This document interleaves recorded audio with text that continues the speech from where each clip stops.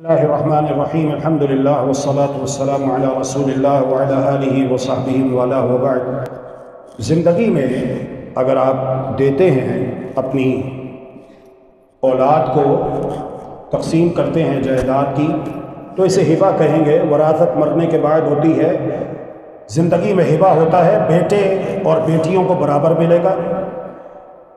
کسی صاحب حق کو اس کے حق سے محروم کرنا، عاق کر دینا، اسلام اس کی اجازت نہیں دیتا۔ ایک باپ کے دو بیٹے ہیں، ایک نے باپ کے ساتھ بزنس کیا، دوسرا نافرمان ہے، نکما نالائق، بیٹھ کے گھر میں روٹیاں توڑتا رہا۔ جب باپ مرے گا اور اس کی پراپرٹی تقسیم کی جائے گی تو دونوں بیٹوں کو برابر ملے گا۔ اگر ایک بیٹا ماں باپ کا فرما بردار ہے تو وہ اللہ کے ہاں اس کا بدلہ پائے گا، اور اگر دوسرا نافرمان ہے تو اس کا معاملہ اللہ کے ساتھ ہے، یہ الگ معاملہ ہے۔ اس کو بنیاد بنا کر، دلیل بنا کر کسی والدین کو اجازت نہیں ہے کہ وہ اپنی اولاد کو جو ان کا جائز حق اللہ نے رکھا ہے وراثت میں، اس سے محروم کرے۔ تو جائیداد میں سب بیٹوں کا حق برابر ہے، جائیداد سے بیٹیوں کو بھی حق دینا چاہیے۔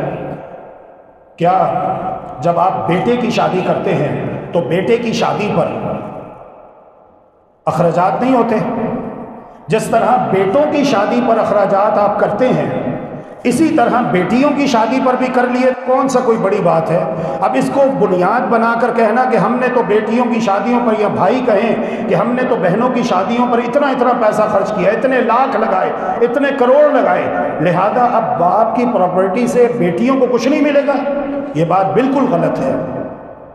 یہ بات بالکل غلط ہے۔ بیٹیوں کو بھی ان کا حق دینا چاہیے، بہنوں کو بھی ان کا حق